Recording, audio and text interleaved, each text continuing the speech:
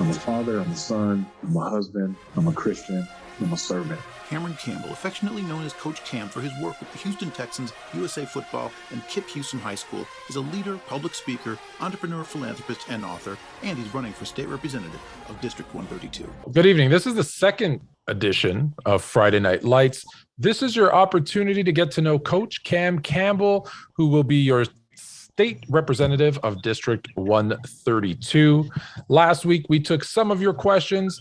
We got to know him a little bit, but this week we're going back to Coach's roots. So without further ado, Coach Cameron Campbell.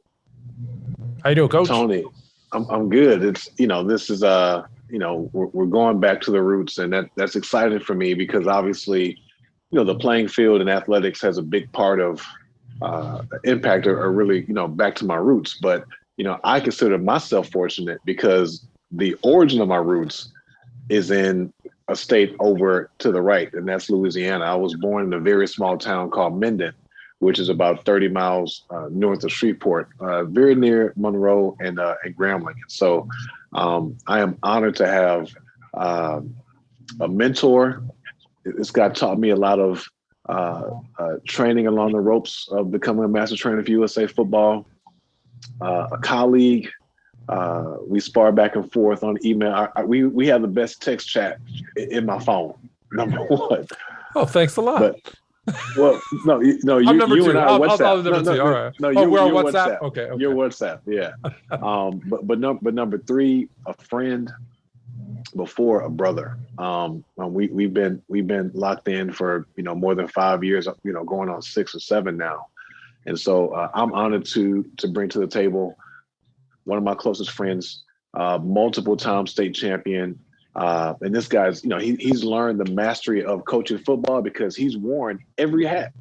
The only hat this guy hasn't worn is a get back coach. That's the only thing I can't get this guy to do.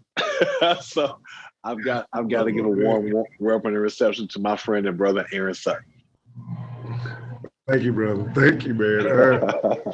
So just to let you guys know, this is when we're on the road, Cam normally goes up before me, which is always a hard act to follow, by the way.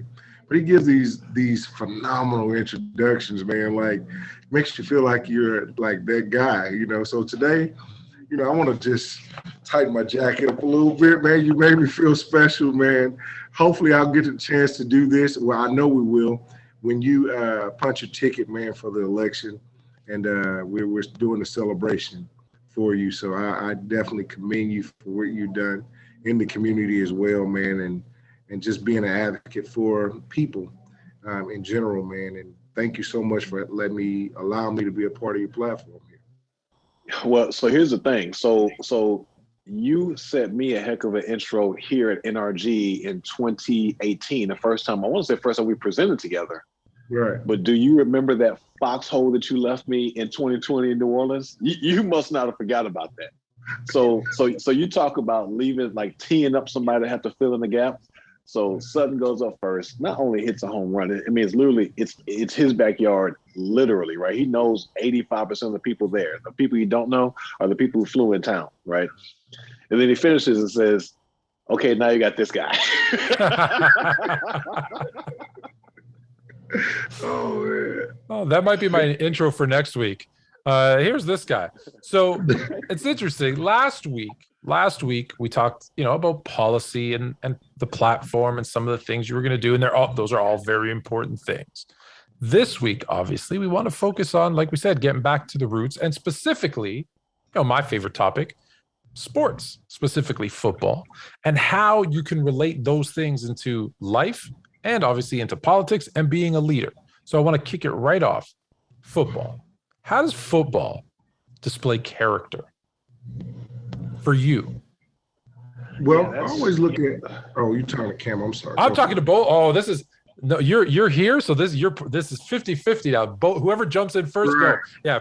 Yeah, rock, paper, scissors. 2 out of 3. Bro. Let's go. You ready? Punt, man. Punt. Let's go. You got it, bro. Go ahead. You got it. Hey, man. Well, I always look at the dynamics of how does character play a part in football. Adversity comes in life at every turn, whether it's good or bad. The ups and downs that reflect life's merry-go-round or our cycle are just perpendicular with what we deal with in football, especially because you have to rely on somebody else at times. You have to be the person who uplifts another person, and you also have to make sure you do your part. And that's just like life. It's indicative of how life is in the things that we're tasked with doing our part, and also once again being self-motivated and also motivating others. So I look at that and say, well, football is a direct correlation of how I want to, impact life in itself. And I coach the same way. I want to be impactful on the field, as impactful on the field, and as well as in the community. So nice. So Cam, obviously same question, but how does it work for you? What character builders do you see on the field that you use in your everyday? Well, I think that athletics is an external educational system, right? So you think about, you mentioned your daughter. When your daughter goes to, her violin lessons, we don't typically sit and watch them practice. Or at least when my daughter was in violin, I didn't watch her practice because she was, not very good. Well, I mean, in the beginning, let me take that back. In the beginning. Let me take that back. She wasn't very good because she was new, is what I was trying to say. But you think about it, right? So we don't necessarily watch our kids in Sunday school and watch them memorize their scriptures, or we watch our kids during class at school. Athletics is the only place, especially here, where a parent would drop their kid off to practice, turn the truck around, and watch their kids practice. And we know that practice is just another word for the word fail, right? We know that those two words are synonymous; they're married to each other. So when you think about the playing field, or the opportunity to develop character, just the way that, Aaron made reference to, if a kid can compete on a Friday night at Legacy Stadium, in front of 12,000 people, if you can learn how to fail and bounce back and rebound there, that's a pathway to being successful in life. And so it really is seeing athletics as an external educational system to display your character, that you ultimately, that when you're challenged and tested. You're luckier than I am that if yours was doing violin, because mine is horseback riding, and I do have to watch, but I watch like this because she's on a horse and I'm scared, I'm petrified. But that being said, you both mentioned you related kind of football to life. So like in football and in life, there's some highlights, there's some lowlights. What were some of those? I'm going to start with you, Coach Sutton. What were some of those for you? Well, I always look back, man, at the challenges. Everybody's heard the stories of like MJ. You've heard the story of the guy who was the no start type of guy. Well, I have one of those unsung type stories as well. I took the long road to success in athletics. Didn't quite jump out and stand out when I was younger. Coming out of high school, I elected to join United States Marine Corps. In the Marine Corps, I discovered that I could still play football. So I played for the base team and then transitioned to what we call the All Marine team. So I'd done that as a job in the Marine Corps for 6 months out of the year, which led me to being able to continue my education in San Diego at a smaller school in Chula Vista called Southwestern College. From there, went on to be successful and fulfill my dream of playing collegiate football, and ultimately becoming a high school football coach. So I look at the long road was traveled to get to a level of success to where you're impactful and you feel like you made a difference. For me, that was kind of that story. Like, hey man, it wasn't easy. I didn't come out and just say, well, I was blazing fast and this, but I had a late growth spurt. And once it all came together, it wasn't too late to be successful at accomplishing one of those dreams and goals that I set for myself. Excellent. Cam, highlights, lowlights. I know there's a lot, so try to try to pick one or two because we'd probably be here for a while if we talk about all of them, but kind of maybe the two that stick out to you the most. Well, the two that stick out to me the most are the same experience. And so in 2001, I was on the U of H team that went 0-11.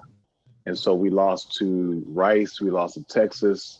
That was the year of 9/11, if you remember. All the football games got canceled. And so we had Georgia on that week, and they pushed that to the end of the season. We lost to Louisville, Southern Miss, just go down the Conference USA roster.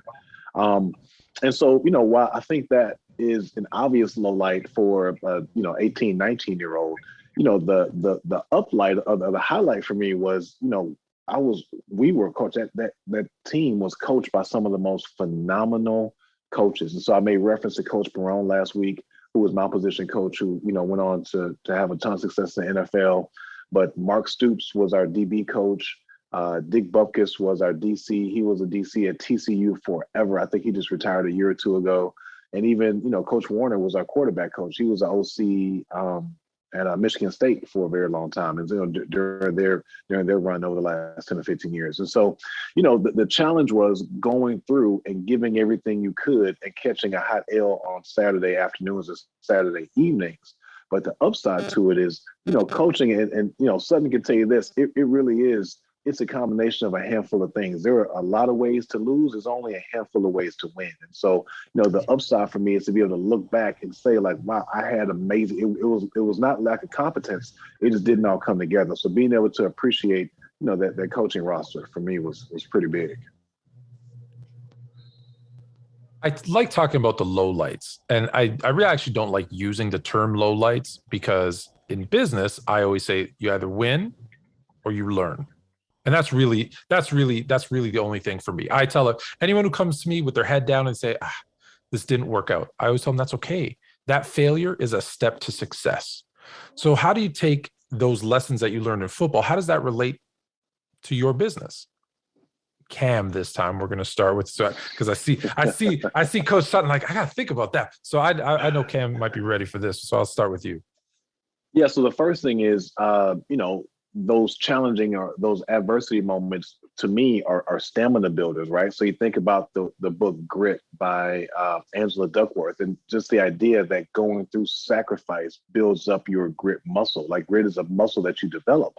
And so, being able to hear no, being able to hear those rejections, or, if you're cold calling or sending email blasts, or, whatever those numbers are, having to call, 100 people to get one yes, you've been through hard times before. And so, there was no lack of effort in that 0-11 season. We all gave it every single thing we had. It just didn't all come together. So, that's the first thing. The second thing I feel like is, when it comes to having compassion, because the other side to that is, again, like we competed in a lot of those games, right? So a lot of those games were very close. And so just having compassion for max effort, I think that's probably the biggest thing I think translated to my playing days, into my coaching days, but ultimately, into my professional career as well. Just so you know, Coach Sutton is also coaching a basketball team right now. He has them running some laps. That's what that was. Good for you, Coach. Make that stamina. Stamina is the key to winning any basketball game. So what about you? How do you take what you learned kind of on the football field, whether it be that drive, that passion? How do you take that and relate it to business? Well, I mean, I've probably been an entrepreneur since I was about 10 years old. And me and Cam, that's probably one of the things that we were you mowing lawns with Cam? No, okay. Like that all the time. So I did have a lawn service. I did, but I always look back at the experiences from playing ball, and I use those as fuel for me to continue through life. Because if you can suffer in a game, or you can have a highlight in a game, I use that kind of, like I said, when I'm looking at things I'm dealing with on the field, or as well as in my career, my professional career. One of the biggest things is, now that I'm an athletic director and dealing with, different circumstances, you have to motivate others. And motivating others, coming from being a quarterback in high school, quarterbacks in college, you cannot always show that, things are bad. So you have to make sure that, your team around you trust you based on your reaction to things. So It's one of the biggest things that I take away from it at all times. Hey man, keep your poker face on even when it's bad. Just make the best out of it, because your team is dependent on your character to be, that driving force for success. So it's just one of those things that I hang my hat on. And I attribute a lot of that to my athletic experiences. I get it. I know it. We're down 30. There's 4 minutes left. We got this. You got to keep that positive energy. Yeah. That was a lot of my high school games. That's where that came from. Cam, so, I'm trying to relate everything that we want to talk about to football. And there's something that I know is near and dear to your heart, because one, you do it so freely, so openly, so often, and you keep getting me to do it too. And you inspire me to do community work. So how did that kind of, that giving back, how do you use what you learned on the field to all that community work that you do? Yeah, I have to give a lot of that credit to one of my mentors, Dr. Alex Brown, who was my athletic academic advisor at the University of Houston. And, one of the first things he taught me when I got on campus is, you have an obligation. Like, if you think it's just, so the way the University of Houston is built is essentially it's Cullen, and then so there's like the athletic side on one side of Cullen, and then, all the university life on the other side. And, one of the things he made very clear to me was, if you think that your responsibility is just to play and walk around in sweats, then, you're just another one of those. But if you have the chance to be something special, it's making an impact beyond, how people know you or what you're here to do. And so, that really did stick with me. And, I think that creating opportunities to serve and creating opportunities to, share your platform and advocate for others is something that was really big for me. Coach Joe Curl was the women's basketball coach for a number of years at the University of Houston, had a ton of success. And, just watching him grow that program, just grind it out and create excitement, and that poker face that Aaron just talked about, that was contagious. And so, just being able to watch the muses who were ahead of me, but then ultimately what made him unique and what made, Dr. Brown unique was, those guys poured and invested back in me. And so I think at some point, you can't just take, you have to, at some point have an obligation to give. Yeah, I think the one thing, and Coach Sutton, I'm going to pass it to you here in a second, is the one thing that I learned, right? I grew up mostly playing football, and then I transitioned to basketball, but it was always I wouldn't have gotten anywhere. I'm sure you guys agree with this statement as I'm about to say it. We wouldn't have gotten anywhere if there wasn't a coach who kind of gave all that knowledge, all that motivation, all that time and effort into us to kind of make us better. So Coach Sutton, how do you relate it to that as well? Well, man, it's funny you guys touch on this, because the philanthropy part is probably the biggest part that goes unseen, and the sacrifices that's made from the coaching dynamic, whether you're, at a community event, whether you're giving a ride home, you're doing study hall, you're buying, cleats, shoes, or, those things that go unseen. People see the Friday night contributions or the Saturday contributions, and they judge you based on, did he give enough playing time to the other kids? Was he merciful to the other team? These are the things that you're judged off of. But you never really hear, that, man, did you know that coach gets up every Saturday morning and he volunteers at the shelter? Did you know that, coach is running a study hall independently of the school? The sacrifices that you make as a coach for the greater good, but bigger than yourself in that regard of giving community service wise, a lot of times for me are the fuel of why I continue to do this. And I'll share a short story. I've been fortunate enough to coach a lot of what I consider to be successful young men through the game of football, meaning whether they're successful as an athlete, as a father, as a business owner, or a college student or whatever. But I'm so proud of those who've bounced back from adversity. I think that's the part of my community service that I don't really highlight as much, because those kids who messed up, who are in prison, who got out of prison, and are working towards their second chance. And I've been able to help them, whether they got their GEDs or whether they actually went on to get a college degree. You know, I've had success stories in that way as well, or whether they've just gotten a good trade and they're able to take care of themselves and their family. So those are the things that I think I look forward to more than anything, giving a person the opportunity to reset and actually get better at something and get their confidence back in the right place, Yeah, no, absolutely. And that's why I said I know the path that I was on. This isn't about me, but I know the path that I was on. And if it wasn't for a coach who kind of said, hey, come over here, instead of doing what you're doing after school, come here and let me show you what you could be doing, my life would have been very, very different. So I appreciate everyone who takes the time and coaches. And because, listen, I had this actually conversation. I was talking to you earlier about Coach Hugh Jackson when he first decided last year to go be an offensive coordinator at TSU. I said to him, it's great. The kids are going to learn a lot of offense, NFL offense. They're going to become, but more importantly than what they're going to learn on the field, because I know him so well, I said, they're going to become better men. And I thought that was really the best part of it. And now that he's at Grambling State, same thing. It's as great as they're going to be on the field. I think, coaches can make you change your life forever, which is why I think it's so important. Now, obviously, we are here to talk about politics.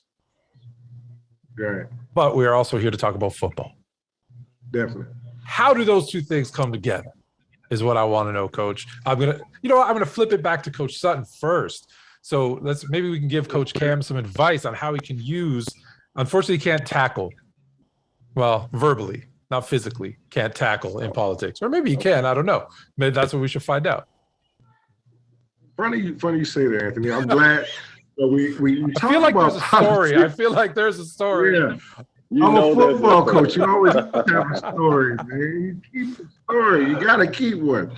If you watch the movie Remember the Titans, you remember when Denzel was talking, he was talking about the Battle of Gettysburg, and he was talking about how many people had died there, and he gave some fallacies about his family. He lost how many people he lost in all of those things to motivate others. Well, I always look at in politics, and coaching rather in sports, there's a plan. There's always a plan of action. Politics is also, you have to have a plan of action that you roll out to the people. One of the biggest things I always say that how do they line up together? Politics, the obvious is, people talking about where coaches have favorites and things like that. Those are obvious things that people talk about. But the real thing of how these things line up together to me is that in sports, you have a plan. You have a plan of action. You have playbooks. You have people who execute things. You have an offensive coordinator. You have defensive coordinator. And this has to be transferred into the athlete to run the play that you're calling. They have to trust and believe that what you're implementing is for the greater good for all, right? So when you look at politics, you're calling plays based on the greater good for all. So you're doing the same thing as synonymous with what you've done in sports.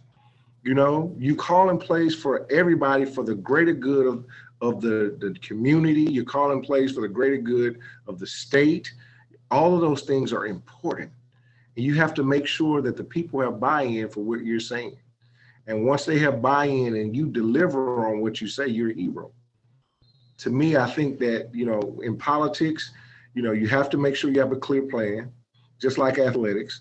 And once you get buy-in of your plan, you follow it and they execute it and you execute it, then it's ultimately the success is what you measure your accomplishment on. And you go back to the drawing board if it doesn't work, but once again, it's measured on success. Well, no, hey, very well said. And we got to hear some of Coach Cam's plan last week. Luckily for him, when it comes to his team, I'm like his Joe Buck. So luckily I don't have to do any tackling or hitting because I'll probably let you down there. But when it comes to talking, I got you. So we heard some of your plan last week. Can you maybe elaborate on some of the stuff Coach Sutton said about, how politics, football, how you bring those two things together? And just, by the way, just before you start to answer it, the people who are around us in the background there, I saw some pictures flashed up on the screen earlier. if you could possibly bring those up as Coach Cam here gives us his last bit of answer. I do want to ask you a few questions about those pictures. We'll get to them, but please let me know how. Oh, here we go. Here we go. I don't know if that's gonna be too distracting for you, but keep them up as long as you can while he does this answer, because I want to ask you a couple questions about some of these. Oh man, That's my favorite one right there, by the way. So this was Utah. You guys are ready.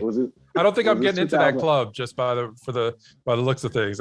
Coach Cam looks like he's not letting me in, but go ahead. Was this 2018 or 19? This was Utah. We're rolling out that demo. You remember that? 19. I think we're in Utah, huh? Yeah. Yep. Yeah, the beautiful Utah. So before I'm gonna answer your question, Tony. Aaron's not gonna let me get away with this. We're gonna come back to the Buffalo story. Let's close with the Buffalo story. Okay, we're gonna let Aaron tell his version of it, which is closer to the truth, but whatever. So yeah, what Aaron just said is exactly spot on. When you think about when a head coach hires coordinators, the idea isn't that this guy sees he's 1,000% into my scheme. The idea is, does he have enough competency? Does he have enough offensive or defensive IQ to where he can take the scheme that I want to run, implement it with what his knowledge base is, and create buy-in across the rest of the program? So one of the questions that I get asked quite a bit when we're canvassing is, yes, your ideas sound great, where you want to take the district sounds great, but can you get Republicans to buy in?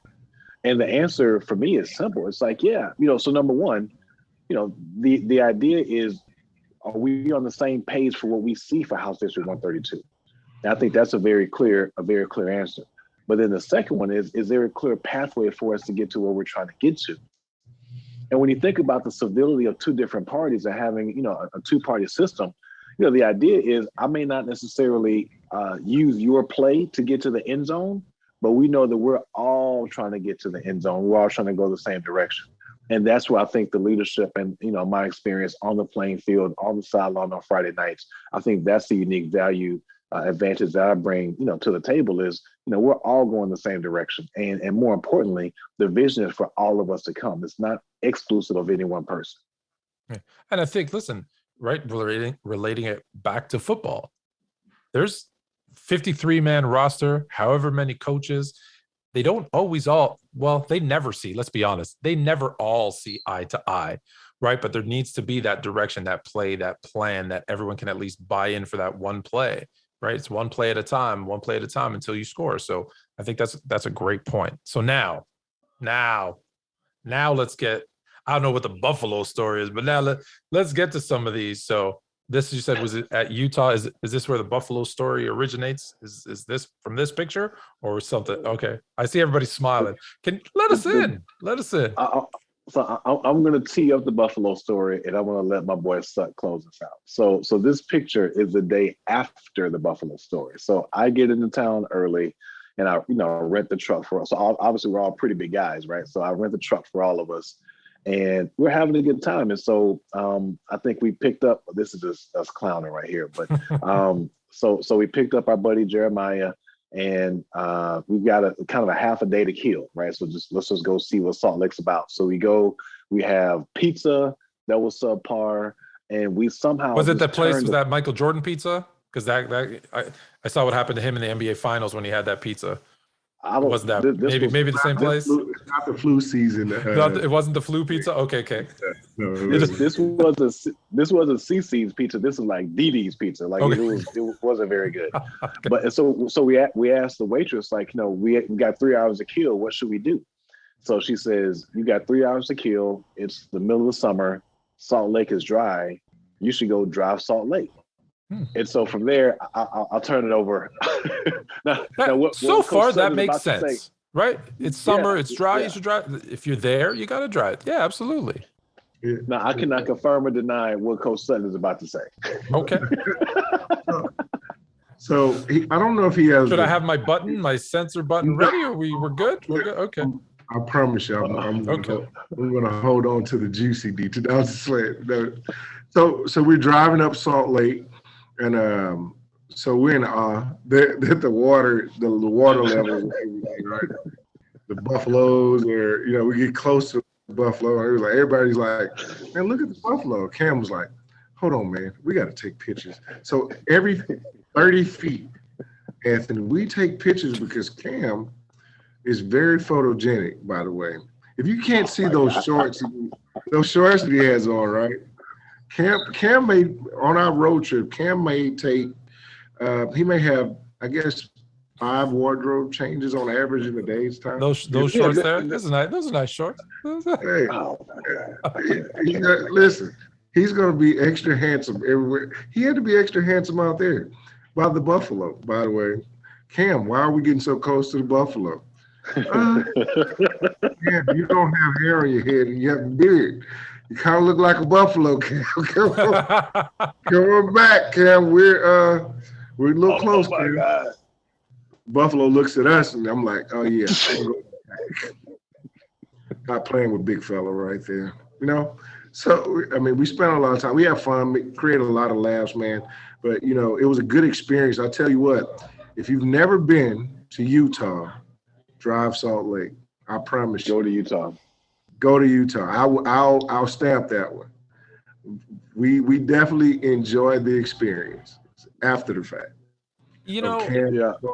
I liked Utah. However, I was there in the dead of winter, and someone convinced me to have sushi for dinner in Utah. That's not a good mix, by the way, either. So just FYI, don't do that if you're in Utah. So many good things to do in Utah. That's just not one of them. At this point, we're going to keep the conversation going a little bit, but if there's any questions in the chat, I'm going to open it up just to anyone that has any questions for Coach Sutton, for Coach Cam, for them combined. If you have questions about those shorts, those are nice shorts, by the way. I used to have a nickname back in university, Hollywood, because I was more worried about looking good than playing. Well, I took it from Deion Sanders. He said, if you look good, you play good. If you look good, you feel good. If you feel good, you play good. I missed everything but the last part.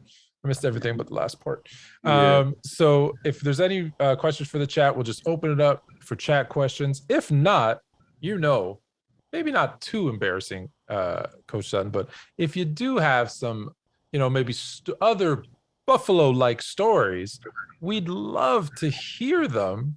Unless Cam, unless you want to jump in and tell us something so that he can't get something. If you know the story he's going to say, you want to jump in, I, of course, will open the floor to you as well.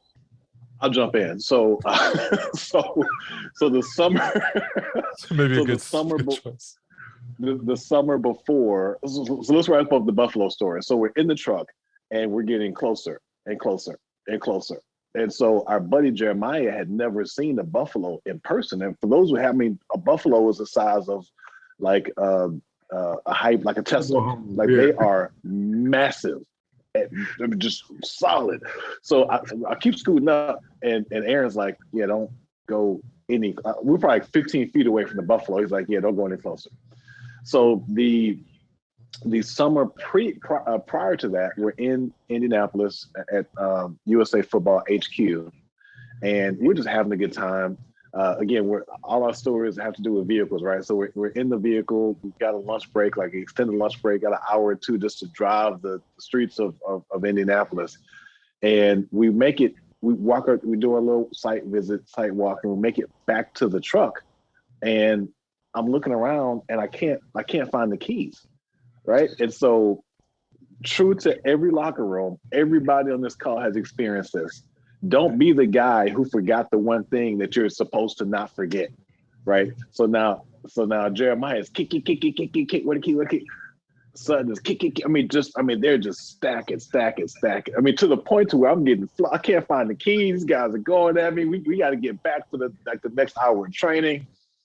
So these guys get it so intense. Like my defense mechanism messed down. I was like, guys, we're not going anywhere until y'all stop talking about it. Now the worst part about it was it was. I'm gonna break in the story, right? Because I gotta finish this one off. Mind you got to understand now. Cam has a joke about everything. All right. Cam has a joke about everything. So when it's time to ride Cam's bike, we never let up. We never let up. Never. You never let up. And now the worst part about the whole thing is it's a touch remote vehicle. So the car started, and we could have driven back to training, but we didn't know where the keys were. And I was like, God, like, you have to stop. Like, my mama said, y'all got to stop. So could you imagine this sounding like you really lost the keys? The keys. You had one job. Keep the keys. Damn, don't lose the Really. Those shorts look like they had a pocket with the zipper in it. Like this So gotta be Anthony, safe. we went in next on his shorts. It's like, if you like look in those little tight shorts of yours, you should see an imprint of a key right there. Your cute shorts on the left side. So, talk about my keys, man. Don't talk about my shorts either. But nevertheless, we had a great time, man, as usual. Did they put the shorts back? There are those shorts. They're camo. Maybe the buffalo couldn't see you, so maybe you could have been a little incognito with it. I was expecting. I got to be honest. I was expecting a story of like, and then the buffalo started to charge, and that's how we had a $20,000 rental payback from them smashing into the side of the car. So you weren't as bad as what I thought it was going to be. So now, mind you, per diem. Let's talk about this. Our per diem, every time that we hit the road, right? We max it out day one because Cam thinks that we need an extra large vehicle, not just a regular size vehicle. We need an extra large size vehicle because we're all large guys. We're all pretty big guys, all right? So he's like, oh no, man, we don't need just a regular SUV. We need an extra large SUV. I agree with that. I agree with that. Yeah. But so it's always hilarious when we get back. The guy who's over is Rashad is like, he's always shaking his head like, come on, guys. Well, the option is like two, like, again, hybrids that we can use for like roller skates. But I mean, it's almost 1,000 pounds between the three of us. Like no, wait a minute. No, you're not. Listen, you're not wrong. I'm 6'3", 250.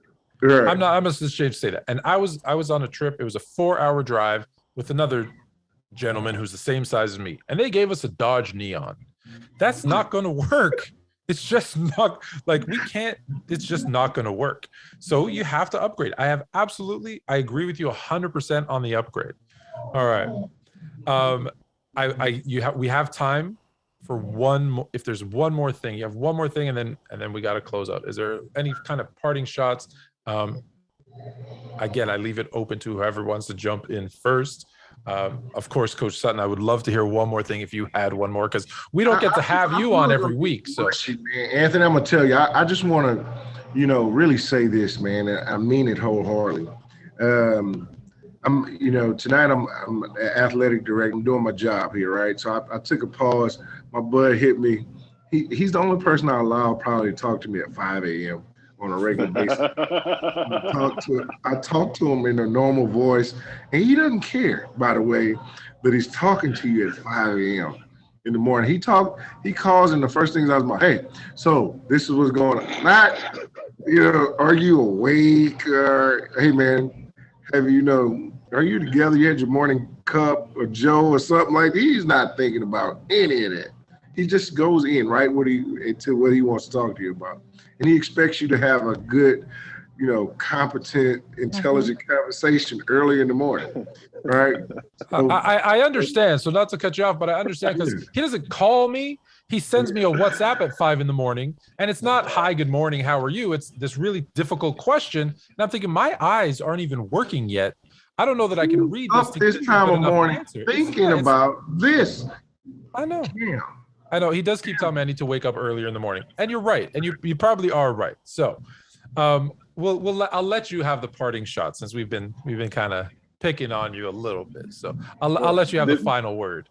This does not compare to Indianapolis. I can live with this. Yeah, okay? You can live with this. Okay. This was 200 times worse.